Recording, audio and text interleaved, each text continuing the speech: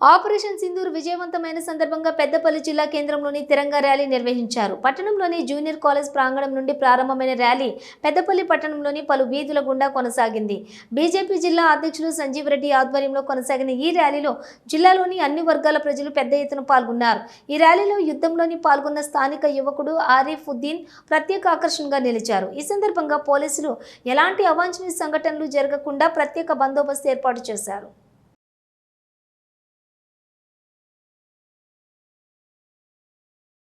ర్యాలీలో అందరూ నాకు పిలిచి నాకు సత్కారం చేస్తున్నారు. అందుకు పేరు పేరున ధన్యవాదములు.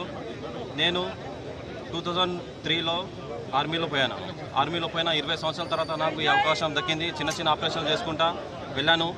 ఇప్పుడు ఈ సింధూర్ వల్ల నాకు కొంచెం యుద్ధం అంటే ఏంటిది అనేది దాంట్లో పాల్గొనడం జరిగింది.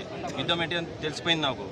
యుద్ధం జరిగితే అన్ని దేశాలకి నష్టమే, కానీ బలం ఎవరిది ఎక్కువ అనేది ఆ యుద్ధం తర్వాతనే తెలుస్తుంది.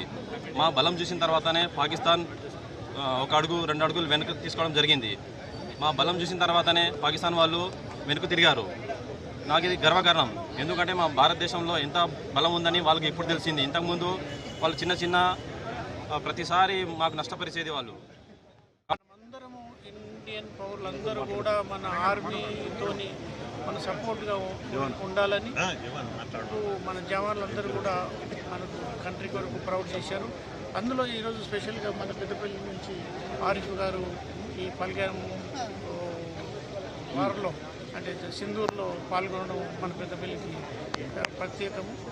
అయితే మన ఆర్మీ స్ట్రెంగ్త్ వరల్డ్కు ఒక 34 మినిట్స్లో మనం 9 బాంబ్స్తోని ఏ విధంగా అయితే మనం టెర్రరిస్టుల స్థావరాలన్నీ సర్వనాశనం చేయడం జరిగింది.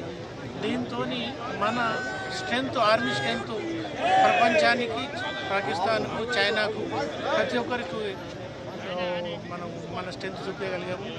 తర్వాత ఇంకొక ఇన్ఫర్మేషన్ ఏంటంటే మీ కొరకు ఈ సింధూర్లో వాడిన అన్ని ఎక్విప్మెంట్స్